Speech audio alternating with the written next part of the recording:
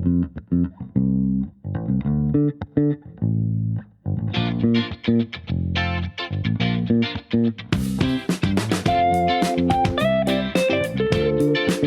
everyone, thanks for tuning in. Welcome to another episode of the Onsite and Offshore podcast. I'm your host Suresh Ashok, founder of Matsya Infotech with a passion for selling and supporting offshoring projects, where we chat with business owners and professionals involved in offshoring initiatives and also connect with entrepreneurs who outsource the work to India. Let me introduce my guest for today's episode, Mr. Kapil Dev, a $1 million sales professional who began his journey in inside sales within the BPO industry. Now he's a co-founder of InfiSign and Entrance Technologies. Kapil has been instrumental in closing $1 million deals from India. He's here to share his incredible journey and valuable insight with us. Welcome to the show, Kapil. How are you doing today? I'm good, Suresh. How are you? I'm great, man. This was long due. It's great to finally chat with you. Yep. I've been looking forward to this conversation, Kapil. My apologies, I delayed it for a long time. We've been discussing this for the last 6 months now, 3 months. Yeah, almost like 3 years. Yeah, 6 months. I also went for a couple of round trips after that. Yeah, so thank you so much, Kapil. It means a lot to me. Kapil, as you know, I've started this podcast based on the theme onsite and offshore. So we've been interacting with some wonderful guests who have done lots of work in offshoring business, supporting their client overseas. I know you have this fantastic track record of international selling. So I'll dive straight to the topic. When did you begin your journey in selling to an international audience? Okay, so I started my international selling in 2010 with BPO, right? Basically, like I started lead generation for US education sector. Like basically, I work with universities and start working on that. I think it's pretty much like 14 years of international selling journey. So you started your career in BPO selling? Yes, I started in 2010 Uh-huh. with education, sales folk. Then, Right. slowly moved into almost like everything. I started selling like orange mobiles, even a lot of medical newsletters, then stock market, and then like came into IT services and products. Right. And which market was this? I think at those time, predominantly it was this market we were targeting, right? Yes, exactly. It was purely into US, but for me, I got a very good experience in terms of focusing on both like Europe and US because our company is the company that I was working actually work both UK and US. So I Right. start like pretty much my shift in the afternoon, like covering almost half of the day for UK, then half of the day for US. So you were exposed to selling to international audience from a very young age. I think in 2010, what was your age? 20 in the 20s or I think like 2010, 23, something like that. 23? And what kind of preparation did you go through? I know, early, very early, young at that time. So what kind of preparation did you go through, to get that exposure to selling to the international audience? But preparation, if you look at it, right, I got like beautiful mentors basically when I started, right? I got a couple of good seniors who's already been doing that. But the preparation is very different, right? And I used to watch a lot of movies with subtitles. First, like I start selling with US, I pretty much like understand the US landscape.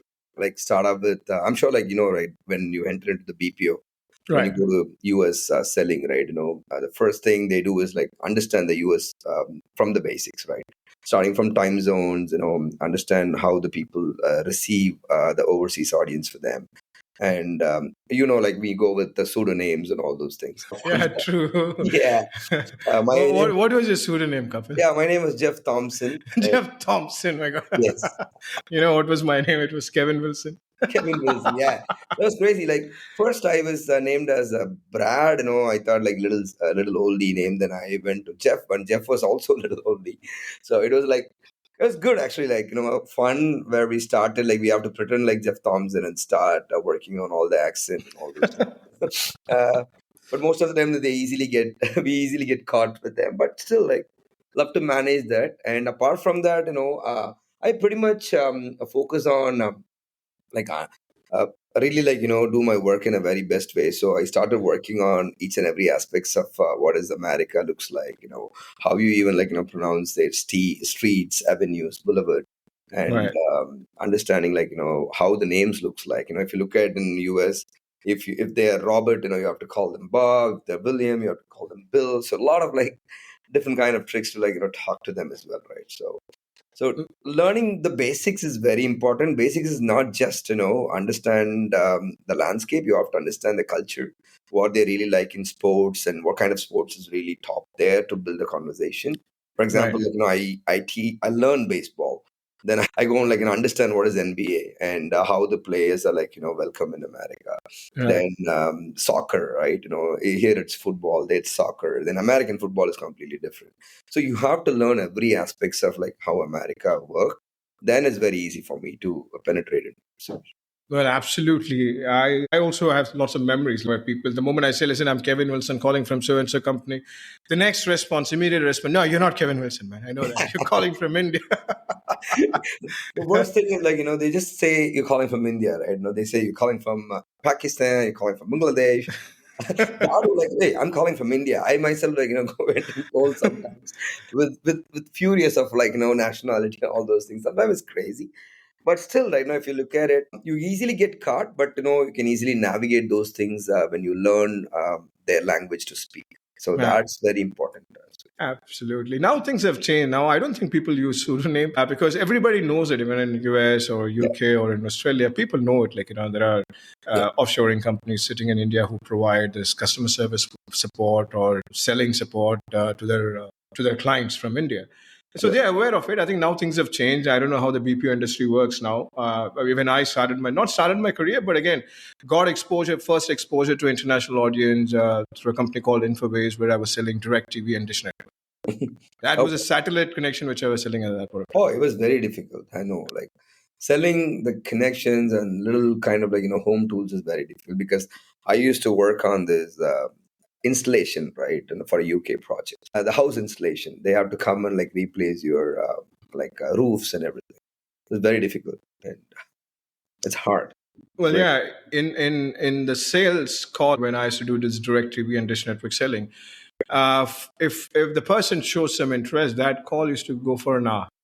Yeah. Because once he's agreed, like, okay, fine, go with I would like to purchase this product. We would like to also bring the technical team to understand the infrastructure requirement, the cables and other stuffs. And also we used to get the credit card information over the phone itself. So once whatever information we have provided as a sales pitch to that person, the call was getting transferred to the quality team, like, just to verify and double check. So the entire process would take at least for an hour and a half for that particular sales closure, and while selling direct TV and dish network. Right. Right. Yeah, Right. that one it was different selling, right? Even if because I used to work for one of uh, the university, right? Where the student is okay to or agreed for the business program or any kind of program that they choose. Immediately, I have to like do the live transfer to the university, where the university real advisor start talking to them. Like, we finish the admissions then and there in the phone. It will take almost like 1.5 hours. It's very difficult. Absolutely. And what are the biggest challenges you've faced so far while selling to an international audience from India? The challenge is the same thing like what we prepared for, right?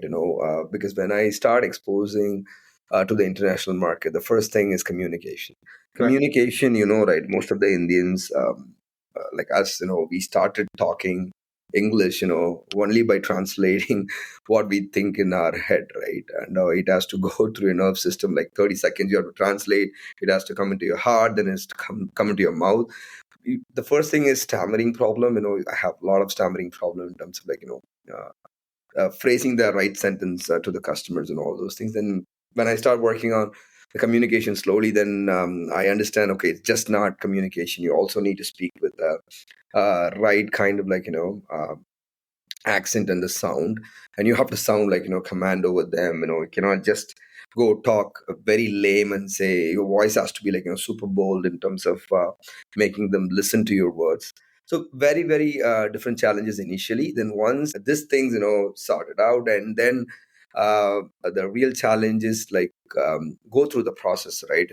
Understanding and closing the sales is very different, right? Because most of the time we don't have the patience to listen to the customer. Initially, like when I talk to customer, I only like attempt to answer every questions, right? I never listen.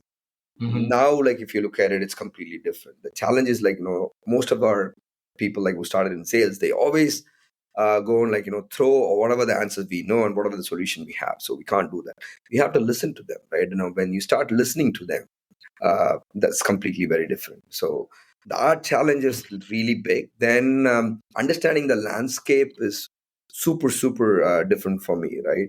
And coming from Chennai, only dealing with the guys in a very different way, and all of a sudden, like you stepped into audience, for me, like the transformation is very difficult in terms of like pretending to be a professional and what do you say, the international sales guy. Right. So then I start preparing. It's really good. Then the real thing is like the challenge is I work very randomly and ad hoc, and then I learned like that never gonna work out. You have to profile everything, even start out with understanding the customer and know before you call them and all those things. Right. And Kapil, you had a very impressive sales career. You're still, front ending sales in your organization. You worked for Aspire Systems. You worked for TVS. Whatever I've learned so far from you, like during our offline conversation, you've been a great performer. And in TVS, I think in international sales and IT sales, you broke some record in terms of sales revenue was concerned. Yep, yep, Suresh. Yeah. So I But done. you have to admit, right? I mean, everybody knows in our circle that you're a very top, sales guy. Like, anywhere you have worked, you have grown. Like, you started from the scratch. For example, in Aspire System, you started as a business development executive. From there, moved to business development manager, then head of business development. Yep. Right. Absolutely, Suresh. I know because we work. We are lucky to work both. Because I'm lucky actually. I learn a lot of things from you as well, right? And Aspire, it's purely because I came without knowing anything about IT services. Then it really like took me off into a very different journey. Like that gave me very different things. If you ask me like how I'm still sustaining as a top professional, and because for Aspire, I have closed good multi-million dollar deals through offshore. I never even met customers.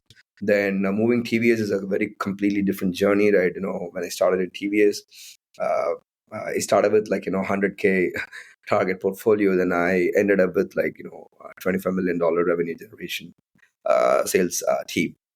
Right. Right. And it was a quite interesting journey so far, but I can definitely explain about like how I started my process and move towards it. Right. Just one thing to add to it, like when did this transition happen from product selling? Because you started your career in BPO. What made you to switch to the IT industry and software sales? Absolutely, yes. The BPO that I was working as, I worked with a lot of small BPOs like for 1 or 2 months. Then I found like the company called QSign Technologies. That was my real transformation happened. I understand exactly how US and UK work, the international audience. Then what they done is like they were running a BPO. Then all of a sudden they started a product for some universities. Then they were just like trying to hire outside people. Nobody interested in taking the first step. Then they do some job posting internally. Then I said like, okay, I can try out see like how I can move into business development. I started product selling for them for the university. I got great luck and a great the transformation started there. Like I closed like a couple of good multi-million dollar deals for them because it was a luck. I don't know, like when I called them, they said interested, and I still remember like in 3 or 4 level call it and moved into a sales. It's really a great stuff to start with. Then I was thinking like I got into some kind of box where I'm selling only the sector of education, nothing else. Then I was thinking like I have to move out. Then right time I found Aspire through one of my colleague who worked with me in QSign. Right. Then he told me like probably you can try out. Then I moved into services. It's purely a different journey, right? The business development journey slowly started in QSign, but when I joined Aspire, then I learned a lot of things. Completely different process, right? Here it's everything ad hoc. Whatever I do is sales in QSign because it's a new company, new product. I wanted to hit everything, so I hit.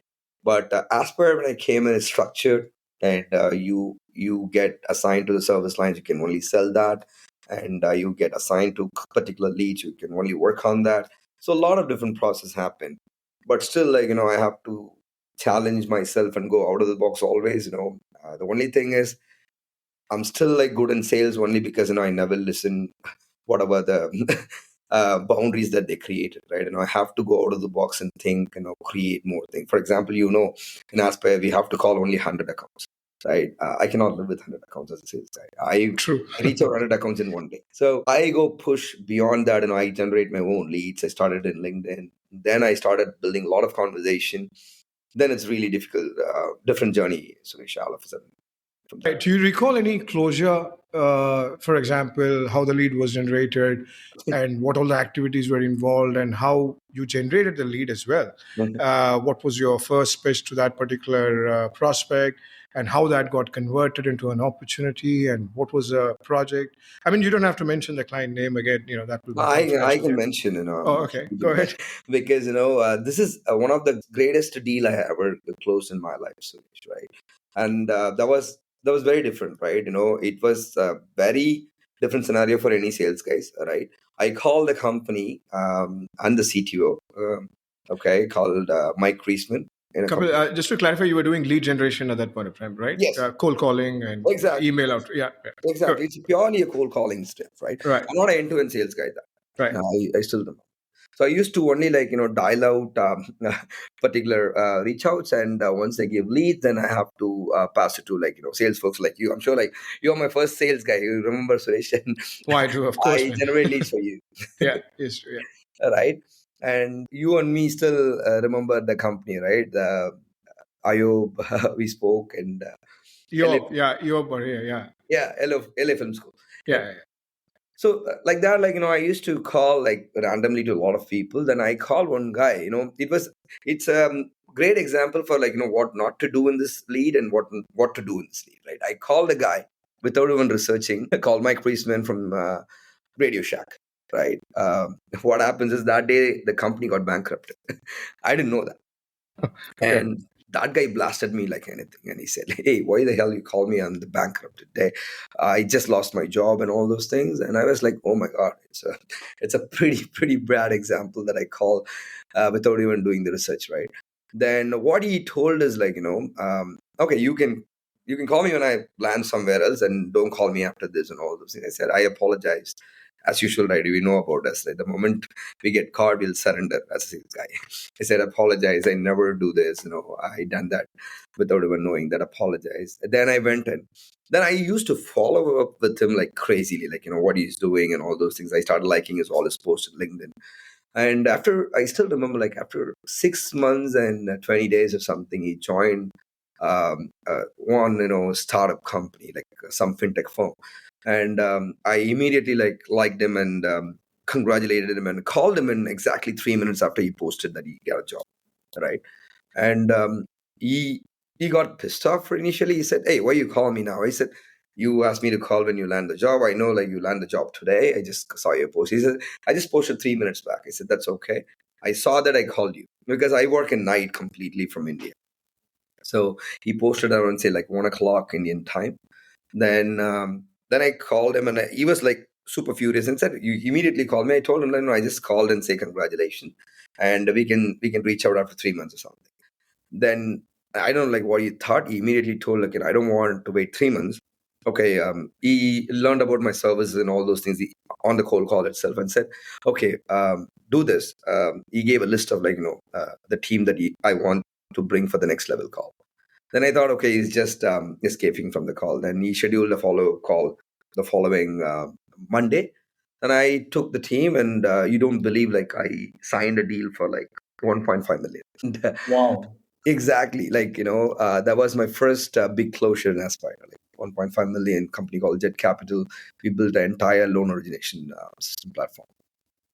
Well, that's a very impressive closure, Kapil. And how was a post-closure reception in office in Aspire System? Oh, that gives me confidence where I am now, right? Before that, I was just thinking I was just a lead generation guy, right? Used Right. to schedule meetings and go forward, right?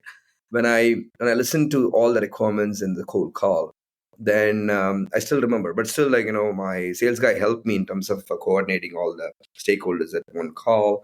and what to do and all those things. I'm sure, like Sushil, the guy Right. who worked with me, so he helped me a lot. He's also one of my mentor, like you, for me, right? And so he helped me in terms of how to coordinate the team. But the one good great thing is like he gave all the responsibilities to me, and hey, you work on this and let me know like how it works, right? So I started learning. Then after reception in Aspire, everybody was like, okay, he's a inside sales guy, and completely closed banger like $1 million deals from offshore through phone.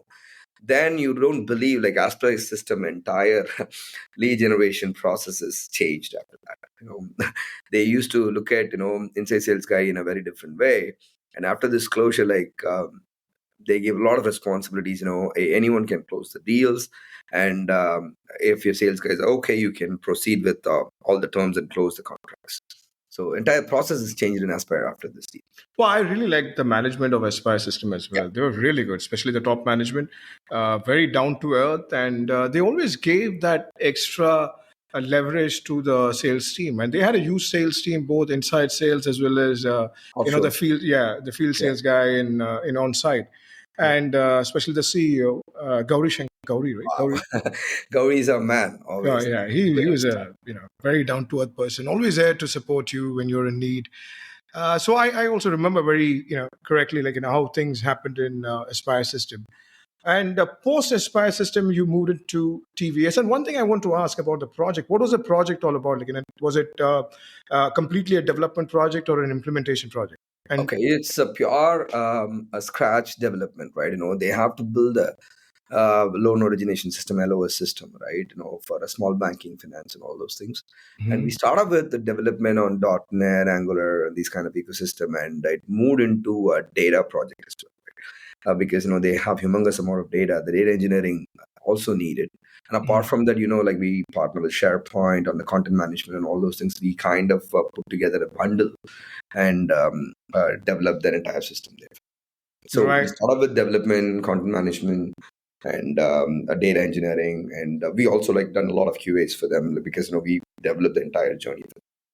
Right. And you resigned from Aspire System as a head of business development. Yep. Basically, they moved me into individual sales after that, Right. right? I got assigned to a couple of members. Then I started working. You know about me, right? When I'm comfortable with some kind of roles, I don't want to be there. Right. So nobody's questioning me, and I can easily achieve the target that they gave. Then I thought, okay, this is not the place for me. But I have a huge respect for Aspire. They're the best company so far I have worked, and I learned everything from them. Right. And again, TVS, you were the vice president of sales business development over there. And what was the journey in TVS? TVS was purely magic, I Hmm. can say, right? I joined TVS, rejected Microsoft's offer Hmm. and Freshworks offer. Then I joined TVS. I still remember. Freshworks about to offer. I had a very detailed discussion with head of sales, Karthik there. Then I was not interested in joining Freshworks. Then I got great offer in Microsoft in Hyderabad. I was trying. They were hiring for an inside sales manager where they need to manage the inside sales team there. Then again, I don't want to be there. Then all of a sudden, I got an offer in TVS next, and I gave interview to them. Then in between, I got a couple of offers in ChangePoint and another company called I forget the name. Some company here in Heidelberg. So a few companies. Then I joined in TVS. TVS was a very different journey, right? And I started as a business development manager, and I gone with already they have a inside sales team, and I went there. Then I saw the process was completely very different. I still remember when I joined TVS first, one guy, I was just asking all the guys, how many guys done closure out here in my first team meeting. And one guy came and said, hey, I closed a couple of deals. I said, okay, what is the deal value? And he said, 1,500. I really thought it's 1.5 million or something. He's talking in a very different numbers.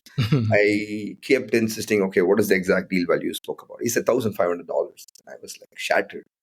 I said $1,500, okay, because in Aspire also we work for a lot of good incentives and all those things. Right. Yes. And when I said 1,500 and he's happily boasting his success, I got pissed off. I said, dude, what you sold? He said I we done a chatbot for a customer. I said, okay, then this is not good. Then I went, done the big research in terms of like, my development team and my CTO and all those guys. And they said, okay, hey, we just we bought a company and we just transforming from legacy to modernized systems. And we really like, moved into digital transformation. Then I thought, okay, this starting from scratch job. Then it's very, very, very different journey from first year. But lucky enough to like, close very good deals in the beginning. And I think I closed my first deal in 15 days with that TVS. My second deal was around 30 to 40 days span. Wow. And my first deal was around say 120K. The second deal, it crossed $1 million. I'm getting really jealous, Kapil. You've been closing all big size deal, man. I need to catch up very fast. Anyhow, congratulations, Kapil. Absolutely. I've been hearing about you, like, from different sources, like, what Kapil has achieved in a short span of time. Yep. Kapil, and what advice or suggestion you would offer to someone who wants to make that transition from inside sales to field sales? I mean, first of all, did you ever have that thought that, listen, I've been doing cold calling, lead generation, sitting from India. I want to move to field sales, travel to different parts of the world, have a face-to-face meeting with the client. Was that in your mind at any point of time when you were doing inside sales? And my second question, again, as I asked first, what advice or suggestion would you offer to someone who wants to switch from inside to field sales? Exactly. The first question I can answer, Suresh, right? If you ask me, like, do you have an inspiration to travel around the world and meet the customer in person? Yeah, definitely. That is my biggest aspiration when I started my inside sales. But what I do is when I do inside sales, I never feel like, I'm just an inside sales guy, right? And I always wanted to get control over the prospect at any point of time. Like, and if you ask me the prospect, I want to know each and every bit of them, right? And I wanted to close the deals even in phone without even meeting them. That was my, you can call me arrogant or ego that time. Like, I'm very jealous on my leads. I'm very possessive on my leads. And it is very precious for me. If some guy is talking, like, I will keep them safe and make sure, like, I put that in CRM and say, hey, this is the guy I'm talking about. Don't reach out to them because I don't want, like, duplication happen there. The process, which is very big in Aspire, right? So, Absolutely. so I have to, like, very keen on each and every step what I'm doing, even on the follow-up call when I schedule with the prospects, right? I'll make sure how I follow with my prospect, the same time with my sales guys and my delivery team which is coming for the call, right? I was very rigorous in terms of, like, pulling these people at different time zones. Most of the time, right, usually Aspire, like, most of the time 10 12, after that the delivery team won't come for the call. But what happens is, I learned, we have to build a relationship internally too when you are selling from India. So I started like building very good relationship with all the delivery folks and say, hey, this is an important lead. I want you to come after 12 o'clock, because one comfortability I give it to my prospect is, like, if my prospects say some time, I never postpone, I never change. Even if it's 4 o'clock or 2 o'clock midnight in India, I'll make sure all my team are available. So Absolutely. that gave me initial success in Aspire because nobody ever done that there, True. right? And everybody was like, they wait for the comfortability of the delivery team and make sure, like, the prospect is coming for that call. But it gives me added advantage. Most of my prospects comes from East Coast or Pacific. They give random time. I never convince them. I make sure convince internally. That's very easy for me, right? Because as a sales guy, right, Suresh, you cannot sell to the customer uh, just because, like, we're talking good and all those things. You need to have all this additional system as to, like, support you. So you need to sell internally too most of the times. So that helps me selling easily. And second thing is that any advice, if you ask me, whoever is like trying to go from inside sales or from field sales, right, they have to live as a field sales guy when they do inside sales. So that's the best advice. They cannot say, like, I scheduled a meeting and it's your lead, you're going to talk. I always go and ask my sales guy, hey, I scheduled this meeting, this is what happened. Can I schedule the follow-up call? Can I continue the rhythm? Right? What happens is you have a one face for the prospects, so they don't get confused, first of all, and they always talk to you. And your name is registered. And when you move, like after 5 years or something, to a bigger role, and these are all, like, your precious contacts and networks where they can help you close deals very soon. Absolutely, I agree with you, Kapil, because even I share the same experience. Because when we were doing lead generation, when I was doing lead generation as well, Yes. the thing is, it's very hard to connect with people over the phone. Even if you make some 60, 70 call, you will connect with some 4 or 5 people, and that person will give an opportunity for the next level meeting. And once that happens, you start creating that bond with your lead from day one, even before the sales guy comes in. Yep. And when the sales guy starts throwing tantrum, listen, I'm busy, I can't attend, or even the technical guy, like, we get furious. Listen, I've been putting all my effort, like, I've been making calls. Listen, you have to make yourself available. Otherwise, it's going to be very difficult because the next day you don't know, like, what's going to happen, like, whether we're going to generate a lead or not. Yes, Uh, exactly. It's very difficult, right? One lead, people say like, it's just a lead and I cannot come on this time. One lead is very, very important. If you look at it, you have to make 150 calls to reach 5 prospects, right? right. From 5 prospects, you get, all the no's and you convert them into a lead. And if this guy is not coming for the call, then absolute banger. I go furious. I can fight with anyone in the company to make sure, like, they can attend the call. And you don't believe, like, I escalated even to CEOs most of the time. I said, I want these guys on call. And people hate me for that. I don't care. Like, we are closing deals and I'm just working for you as a sales guy, right? First of all. Right. And if you're not taking or reaping the fruits, then it's very difficult. That's why. Right. And Kapil, now I know your role in the current organization has changed. Do you still reach out to prospect, or you just manage the team, the sales and marketing team? I manage the sales, but still, like, I have my own leads, Suresh. I cannot live without doing sales. I do cold calling still. I reach out to prospects on LinkedIn. You don't believe, like, yesterday night also I got a couple of leads through cold calling and LinkedIn. And it's really working out for me so far because it's just, you cannot stop that. Yeah, I absolutely agree with you. And being front ending the organization, you have to do that, right? You have to reach out to prospect to generate new business for the organization, time and again, non-stop. Absolutely. Right. And Kapil, what are the top 5 technologies, or even three, like, you use on a day-to-day basis to generate leads? Or if I may say, like, you cannot do selling, like, without these tools and technologies. Okay, one is database, right? I use Lucia right Uh-huh. now. This is really good for me because it gives me mobile number and it helps me reach out to the prospect very easily. The second thing is LinkedIn, a Mhm. LinkedIn Sales Navigator, Right. and LinkedIn is my huge. I can say it's my backbone, right? Through LinkedIn, I still remember, like, if you look at my journey so far from 14 years in international selling, LinkedIn gave me almost around say $50 million so far through revenue. So LinkedIn is my huge thing. After all my efforts, the first tool I can recommend is LinkedIn. The Right. third thing is you need to have a proper phone system, Right. right? I'm using like Unified Voice now. It's really good, and the phone system is very important. And because you're selling from offshore, right? I'm still going and meeting customers. A lot of things are happening. My sales approach has been changed lately in a very different way, but my legacy approach is still there. Like, I cannot waste my every night in India when I'm here. So I call them. I get good database. I connect with them in LinkedIn.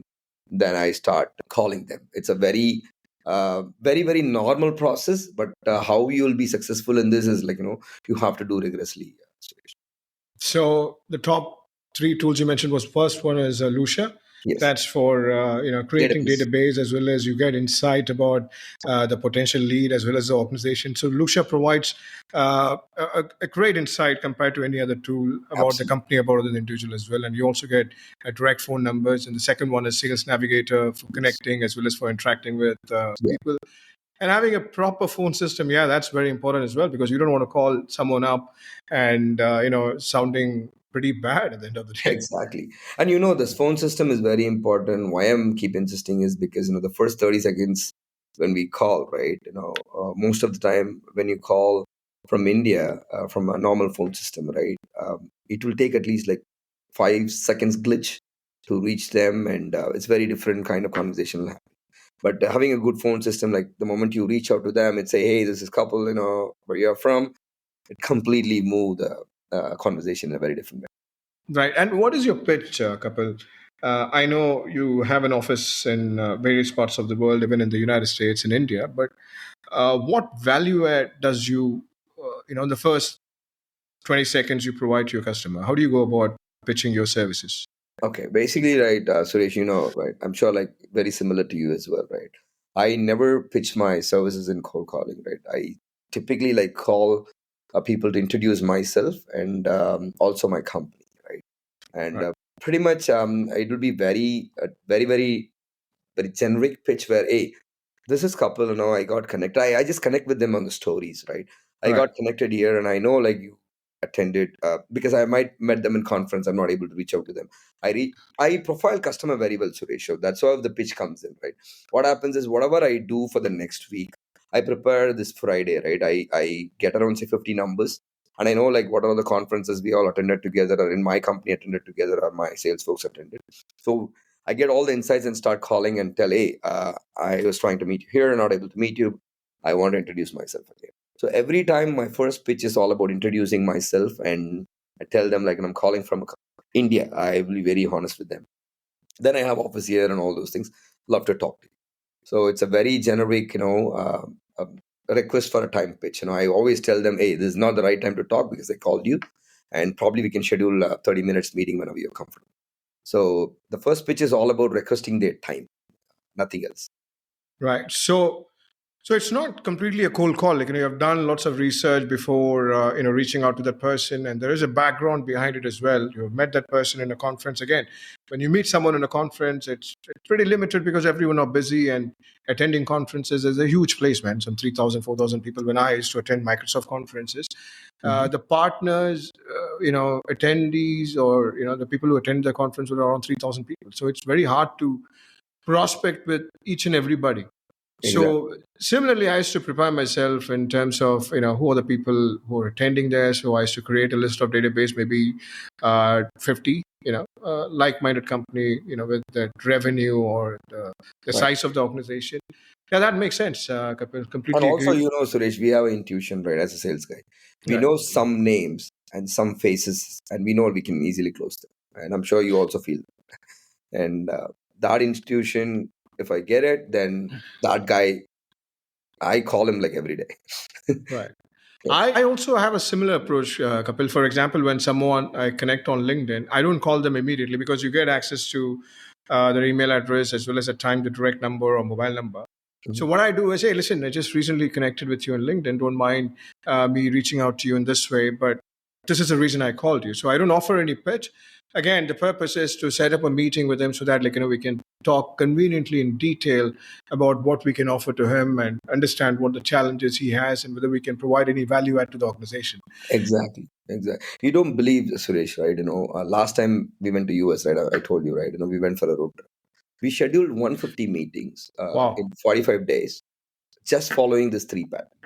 Get a Right. number from Lucia, connect them in LinkedIn based on the location that we are going. My teams reach out to them and schedule this meeting exactly the way that we work. And 150 meetings is huge for a 5-member sales team. And Right. in Well, I 40, was I was about to ask the next question because last time when I met you and I visited your office, you yeah. said you were planning for a road trip in the United States. So how was it like? I mean, 150 meeting and what was the span of what was the duration? Exactly. So this is the second level of sales approach that we took over, right? Typically what we do is, we do cold calling, lead generation, all those things. Now we have, liberty to travel because it's our own company. So what we do is, we kind of travel to all the places. We plan it like we take a car from New York, okay? From New York, we started like on the way cities like the tech hubs, and we meet 5 customer every day in a coffee shop. We most of the time they invite to office or coffee shop nearby, so it always go into an offline and good conversation with prospects. It's purely never pitching sales kind of stuff. We just go meet them and greet, say hey, how things are happening and industry trends. Pretty much we only talk about trends and technologies. Right. At some point, something will connect and we started selling about business and we talk business conversation. But Absolutely. 150 was really amazing. We completed it in Any 40 days. any conversion from that, Kapil? Yep, we got couple of Fortune 500 deals, just like that. I'm sure like if the procurement and everything is very hard, we found a niche, a pain point for 2 Fortune 500 companies. And I Right. don't want to name it now because the contract is going on now. Two great companies, they have two different pain points where we can easily cater those pain points for them as a solution. And we got it. We sign a deal before even we come here. Congratulations, Kapil. I wish you more success. Yes, absolutely. And Kapil, you're very active on LinkedIn. Every now and then, I see your post. You also doing, sales masterclass. I see that, unlocking sales success. Tell us more about that. A masterclass with Kapil Dev. I think. I Uh, think I should join that session as well. Send me the oh, link. Suresh, no, no, no, no. You are. That's okay, Kapil. I would like to know, what you're talking about it because I see that a No, master class with Kapil Dev, what Nordla Infotech, and Suraj. What's this all about, Kapil? okay, yeah, there is a because you don't believe now sales. Usually, like what happens is only you can see tech conference happens, right? Tech conference, tech events, talking about new trends, technologies, and all those things, right? And what happens is off late, everybody realizes sales is very important, and founder-led sales is super, super important, Suresh, right nowadays. And so what we thought, there is Indo. I'm sure Indo Madhya Pradesh. There is a community called Indoor Sales Community, and Right. Super Sourcing is a company, right? They really wanted to expand this because I took a session for them in Draper University in San Francisco Hmm. for the SaaS Boomi folks, where they were a lot of founders are there. They don't know how to penetrate the US market. Then I was just like randomly taking some roundtable conference talks for them. Then they really interested in terms of doing this masterclass with me and all those things. Then the first session was really really successful in indoor. I'm still most of the guys never understand the basics of sales, and they've been like selling that, right? Then they started grabbing all these points, right? Startup, they don't even know like whether they can call us guys, the mobile numbers. And it's very very different kind of eye opener for me where how people are so behind in terms of sales and all those things from India. Then I started teaching all the basics whatever we done so far, Suresh. I'm sure like I took a lot of inspiration from you as well. You still remember like Adam Dennis, we closed the deal together. Yeah. Yeah. Good. Yeah. And Yeah. so how it came, right? It's a quite a journey, right? It started with cold calling, it started with reaching out to them every day. So the basics of sales, I'm teaching them, not like a PowerPoint presentation or something like that, right? And I asked them to keep the notepad and pencil ready, and they have to write each and every point. The only thing is everybody knows what they wanted to do. The only problem is they're not doing it. And I'll keep insisting them, and I will tell them like what they have to do exactly in sales masterclass, starting from generation of the phone number till you Hmm. close the deals, sending the proposals, right? And the problem is they never profile the customer. They always talk about GTM. GTM is the word very big, right? It's go to market. Right. It's a huge word. You build a product and you go sell it to everyone. You cannot sell. You have to shrink the GTM and find out like who's the right audience for you, right? You have to do a lot of research on that and making sure like how to shrink your GTM in your handful of leads and close them first. So that is what I'm teaching there, Suresh. Nothing else. Right. Sounds good, Kapil. Mm. And Kapil, you've done excellent sales all your career, but what inspired you to pursue a career in sales? Why not anything else? Okay, very honest answer I can say. Yeah, please. Okay, I'm not an engineering guy first of all, right? You know about me. Yeah. And my education is completely different. I failed in my 10th standard and 12th standard. And whenever I think of like You're jogging my memory now. When I have to mention that I've been a very bad in academy. okay, yeah, that's a DNA. But one thing is I failed before you. I failed in fifth standard. Yeah, so I'm still leading in that You front. are the lead. You always the lead, Suresh, I'm Yeah, I'm sure. leading in that front at least. Yeah, good. Exactly. So what happens is, it ignites my ego. Like I cannot work in a big, IT company, right? Right. But when you don't have a proper qualification, right? You need to have so much of percentage and all those things. Then it helps me like keep keeping me in sales because it gives me easy access for the top level companies, right? And second thing is incentive, right? Right? You saw me, right? I used to go by Yeah. bus. Now I have like Now Audi, you drive a massive, what do you call yeah, it, SUV? Yeah. yes. So it gives me like amazing like financial stability for me Right. in sales, right? Whenever you close deals, as 1 or 2%, it's you close 1 million, 1% is amazing money where Right. your family is settled, right? You have to. look after your family as well at some point, where they're very safe, and I have all the liberty to open and try any options in my world to explore more sales. Sounds good, Kapil. On the role as a co-founder of CMSO and InfiSign and Entrance Technology, Yes. what motivated you to co-found InfiSign and Entrance Technologies? Okay, so when I was TVS, like in 6 years, it was really a quiet journey, Mhm. and I done like sales. I just don't do sales, right? Basically, what happens is, when my role was getting bigger, so I just finished the sales. Then I start hiring the engineering folks for the same projects. I'll be like in every interviews and see like which guy can be suitable for this project, because I take very personalized when I close some deals. I always go and I talk to them, find the customer, where I also talk with all the recruitment team and find out which guy can be in this project. So it teach me like, the end-to-end process of how the company work. Even I take care of the invoices where when I send invoices to my customer, I take care of the collections and everything. So it gives me like the entire spectrum of like how the business runs. And the co-founding journey is very different because, I was about to join or like, start something small. Then I have to thankful very big thanks to Jagan, who's my founder and CEO, Jagan Selvaraj, and he's a serial entrepreneur, right? Right. So when I had a conversation with him in offline, and he said, "Hey, couple, why you're going and starting something somewhere? Probably like we just started a company. Why can't you co-found this?" Right? Mhm. And I big thanks to Jagan, Adi, Arun, Joel, right? These four guys started Entrance, and invited me as a co-founder and say, hey, why can't we do this, right? But they are all great technical folks and financial folks and all those things. But the missing piece is sales. When I said I'm coming out, and they gave me a good opportunity, but after you become a co-founder, it's completely different, right? When I was a sales guy, my responsibility is all about, hey, I have to take care of the customer and I have to win projects, take care of your incentive and all those things. But being a co-founder, it's a very difficult journey, and the responsibility is very high. And in 4 years, we transformed the company into a 450 member company from zero. So it's a huge, massive, ramp up. But still, like a lot of responsibility lie on our shoulders. Well, absolutely. And Kapil, I would like to talk to the technical folk from your organization. What I'm doing different in this season is Mhm. once I talk to the salesperson, I want to interact with the technical person who is delivering the project. Absolutely, absolutely. You Yeah, should so talk I'd to like to have a Adi. word with. Yeah, absolutely. I think next, maybe next week, I'll plan something accordingly.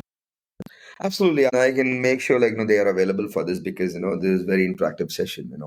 I'm sure like you'll be very excited in terms of listening to Aditya and Jagan, and both are super technical and super business oriented too. So they give you a lot of inputs, how they approach the problem statement on the technical side for the customer, where they enable the business aspects as well. So it's really a great session. I'm sure like you can take. Well, absolutely, because I really want to know, like, the kind of delivery happens from offshore.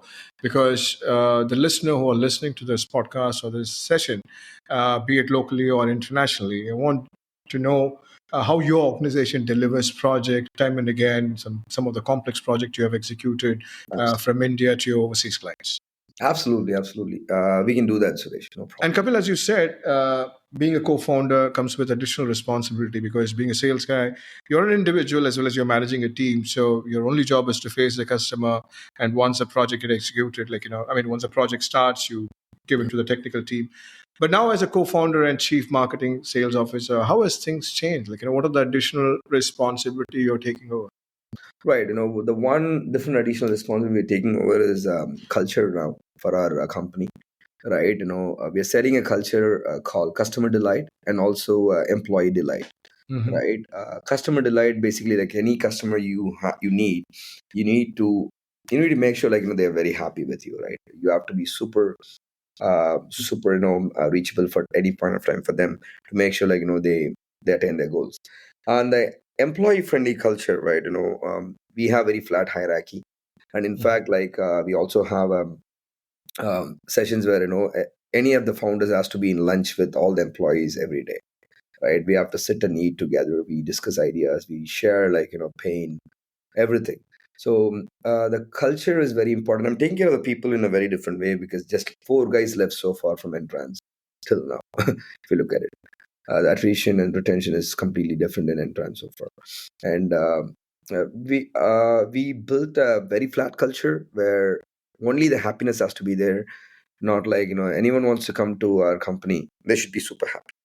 Not just an employee, right? Any guest or any customer or anyone who's coming into our organization should go, wow. So that is the culture we're building. It's a different quite journey with, interacting with all the engineers that we have, and the management team and the support staff and the security professionals and everything. So everybody has to be in the same alignment. And we also like create think like a CEO kind of what do you say, that's a theme, right? Everybody in my company think like a CEO, right? What if you are in this, if the CEO is not in there and you are in that situation, what do you do? So everybody has to like come up with kind of answers and make sure like they follow the same thing. Right. So it's more like, giving complete access to the employees, to the management. Yep, The management absolutely is, right. And right, most of the offshore companies, they never expose engineers to the customers much, correct? And we are not like that. If my customer wants to talk personally to the engineers, they can talk. And if they want to hire them permanently with their US office or UK or Australian office, and they're ready to hire them, and we never stop anyone so far. In fact, we gave almost 10 guys direct hire to our customers. We never charge them. So that gives more, advantage for us to run in the front. but yeah, that also provides a value add to your organization as well, because I'm sure someone in US or a company who've been working with you guys, hiring a resource directly to their payroll. Yeah. So that kind of services, quality resources you guys have provided in that particular project for him to hire directly that resource to, on his project. Perfect. Yeah, exactly right. That's a different approach that we took, but it gives us a lot of advantage. Why? Because the guys who go and join, right, and they become a project managers and they become a customer, right? So So you're basically you're employing spy, you're installing spy in your client space. it's I cannot whenever, say whenever there is any new initiative, please let us know so that they like, will immediately tell. I'll be there. But what happens is, anything you do, Suresh, in this journey, right, you have to do very genuinely, where True. you don't expect anything out of it. Yeah. It'll give you more success. Don't take it Um, seriously. That was a joke, couple. Like, no, I'm forget just about saying. most. No, I'm just saying because some people tried it the same thing, but they failed. Why? Because they done it very artificially. They Right. project the guys and hey, you can take him, you can take him. No, Yeah. That's customer true. has to come and say, hey, I'm talking with Kapil, I'm talking with Suresh. Yeah. Why can't I have him? With Yeah. right? That kind of expectation gives us a lot, and it comes only through when you build a happy culture inside your organization for your employees, right? They have to come and very candidly tell the day this customer wants me directly, right? They cannot go back and do all the things slyly. That's the problem. Yeah. Basically, an undercover agent employed by Kapil on his payroll. Yeah. So the guy who's working over there, he gets what do you call, two salary, one from the client and one from Kapil. Absolutely. But 2 salary is too much for them.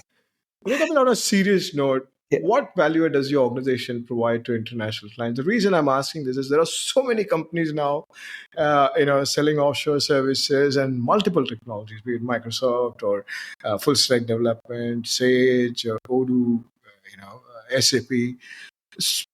What does your organization do something different? If you can point out three things to your clients. Okay. One thing is attention to the detail, Suresh. Right. The first thing is attention to detail. Right. Any customer which comes to us has their end customer, correct? Be it enterprise or be it ISVs, we approach the problem not just for the customer's sake. We approach the problem, we understand. In our first discussion, we always understand what is their customer and what is their pain point, what is their ROI, and all those things. So we always go customer target, right? We just don't work for this guy. If that is customer is happy by the way that we do the development and the transformation, and I'm sure it gives more success for us because they get their ROI. First thing. The second thing is, and we are super flexible, right? Being in India, we never say we work only on this time zones, we only work on this one. We have an amazing flexible office hours.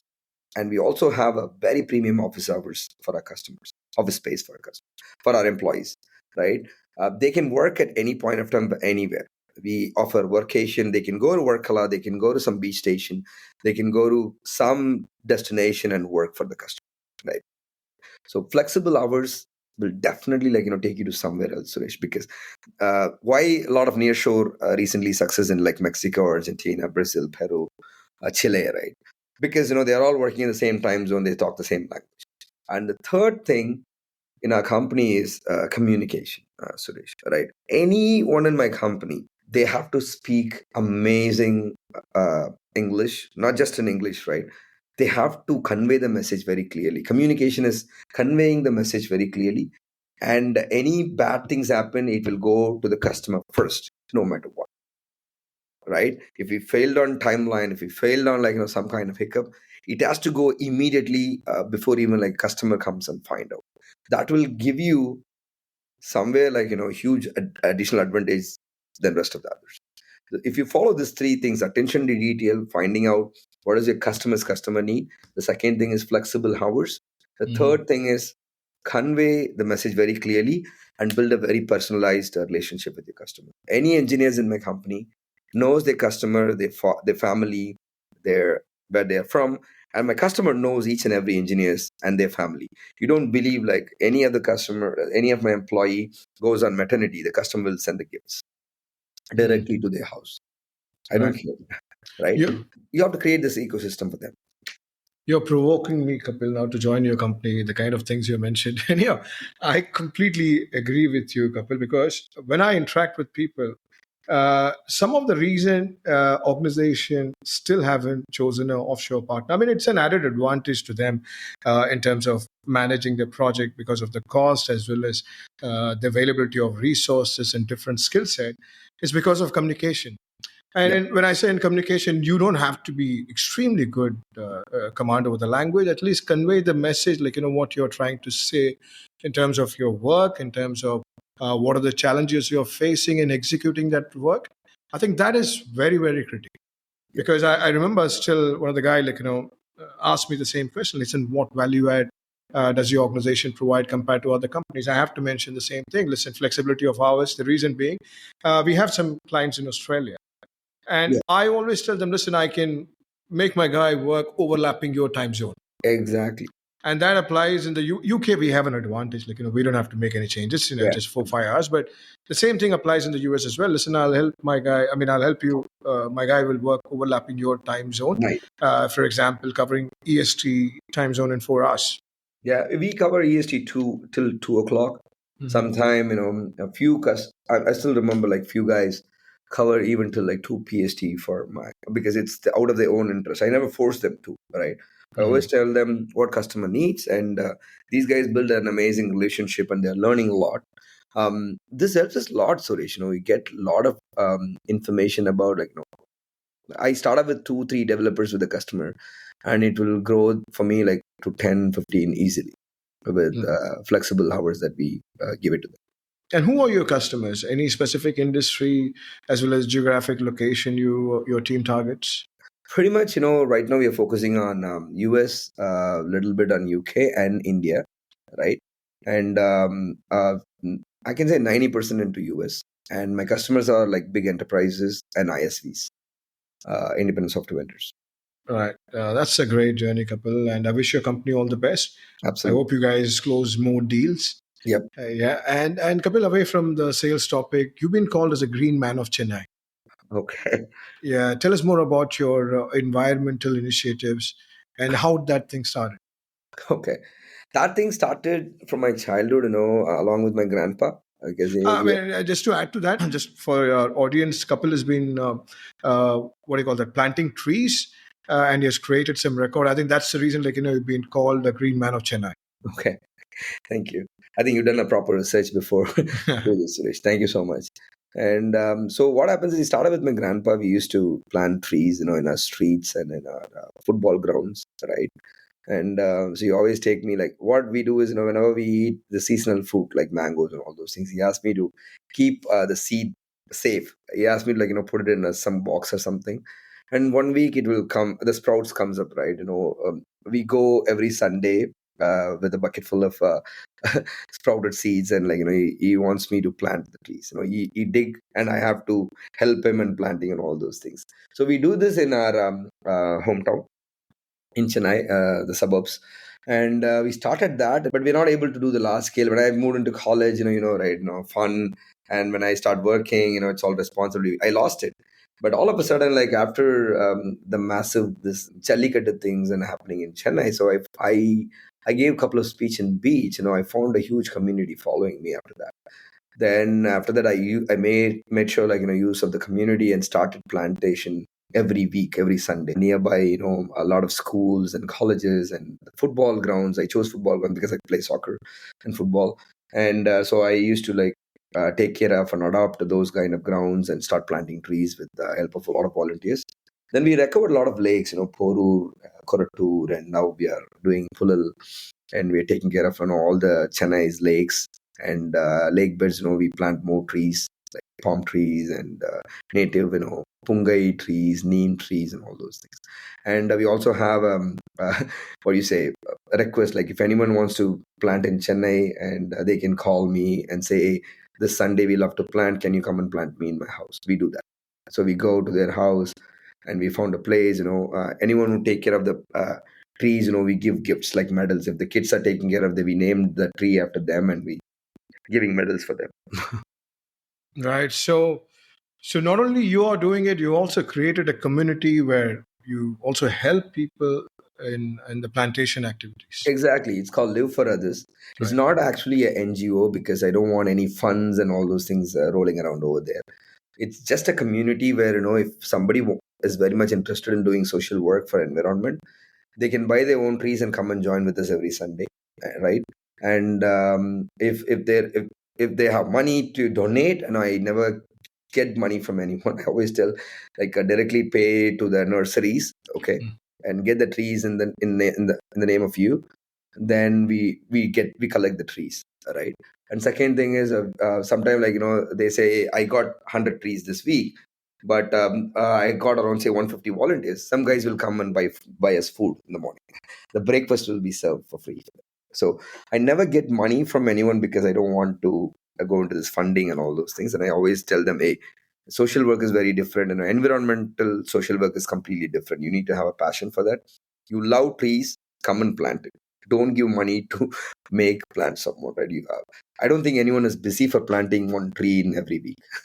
It's very easy. If Well, I if you and me are not busy, I'm sure anybody can do it. that's much needed for our society, especially for Chennai as well at this moment of Yeah. time. It's a great initiative, Kapil. I wish you good luck in that as well, apart from your business, what you're doing. And how do you maintain a work-life balance with such a demanding career and your environmental activism? Okay, work-life balance. It's initially like I was struggling, but after that I found family life is very important. How exactly what we focusing on our sales and all those things. Right? So the business time, I always keep my time for my family, right? Weekends is purely for family, correct? And even in a days, right? Every day, we coffee time with my family. Right? I go home like 9 o'clock or something and spend some good time with my kids for till like 10 o'clock sometimes. If they slept early, I'll leave them. But with my partner, my wife, I always have a coffee time like at least like 1.5 hours. We just talk. We talk without even any gadgets. We just keep talking. Then we go to bed, and I start working again.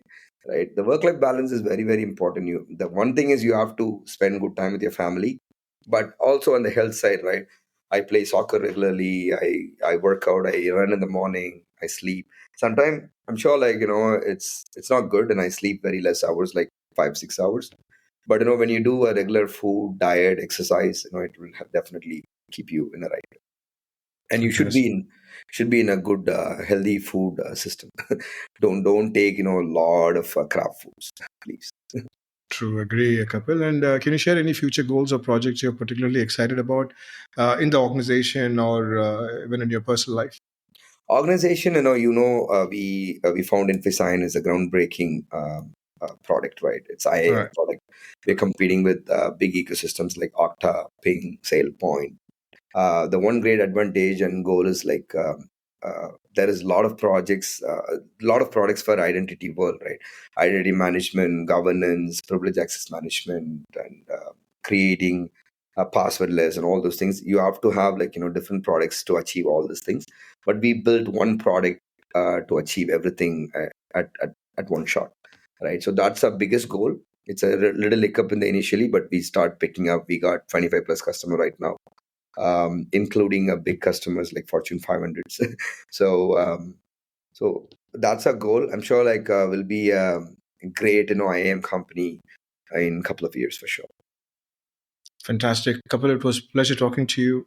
Mhm. I hope our listener, gets to learn a lot from you, whatever you shared so far. Right, Once again, thank you so much for taking your right. time out of your busy schedule and joining our podcast today. I wish you all the Perfect, best Suresh. as well And as. before we sign off, I can tell one thing over Mhm. listening to the podcast, right? And you can apply it at any point of time, right? I follow these three things very rigorously. Okay, you can apply it for your sales, you can apply it for life, and you can apply it for any kind of work you do, right? So what I do, Suresh, is first three things is one thing is I help everyone every day. Okay, at least one guy, right? Right. You have to help one guy, someone every day, right? Mhm. Without even expecting anything as a result, right? Right. As a return.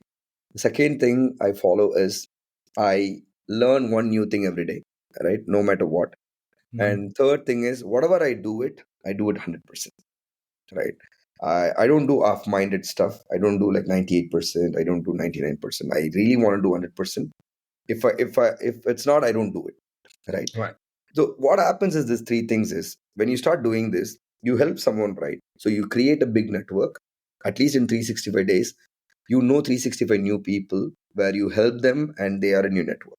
That network will take you somewhere else. The second thing is you learn one new thing, it will be a dictionary. Like in a year, if you look at it, you learn 365 new things. It's very different. And it will be like big helpful things for you in the future. The third thing is when you do 100% every day, like starting from your coffee, for example, before even you start this, right? How you prepare this meeting, you meditate and you follow it through me. We connect before this podcast 15 minutes before and find out like how we talk and all those things. So that kind of 100% preparation is really helpful. When you start doing this as an habit, Suresh, it will take you somewhere else. I'm telling you. So follow Right. these three things and apply it in your day-to-day life, no matter whether it's your work or, or your life or personal stuff, and it will take you in a very different level reach. I'm telling you. Absolutely, Kapil. And guys, you're listening to someone who started as a inside sales guy to a million Okay, dollar. that too, right? Yeah. Suresh, it's not inside sales guy. My first job, my Yeah. international selling started. My Yeah. first job is Chennai roads. I used to give pamphlet, Right. Right. Right. right? Yeah. And Yes. credit card sales guy who give pamphlet in the road Yeah. and moved this. Absolutely. And being a co-founder of an organization, his journey has been phenomenal, guys. I've seen Kapil. I've known him personally. He's a very down-to-earth person. And the thing I like about Kapil is his passion for selling. He's someone like will never give up. Continuously, like as he said during the conversation, he makes around 100 to 150 calls when he started his career, and he still makes that effort to reach out to the audience. That's amazing, Kapil. And I wish you all the success in life going forward as well. Once again, thank you so much. Thank you so much, Suresh. It's my pleasure to meet you because you were my mentor. You're still my mentor on a lot of things. You keep inspiring me. One secret, you're the first guy took my first qualified lead. I still remember. Thank you so much. It starts there. Everything starts there. Thanks, mate. Appreciate it. Thank you. Take care, Kapil. We'll talk soon. Thank you, Suresh. We'll meet you soon. Cheers, Appreciate it. mate. Thanks Bye. for your time. And that's a wrap for today's episode. A big thanks to our guest and to you for tuning in. If you enjoyed it, don't forget to subscribe, rate, and leave a review on your favorite podcast platform. Your support helps us bring more awesome episodes. For more update, visit our website at onsiteandoffshore.com and do follow us on social media. Stay tuned for more exciting content in the coming weeks. Until next time, this is Suresh Ashok signing off. Take care and keep thriving in your offshoring journey.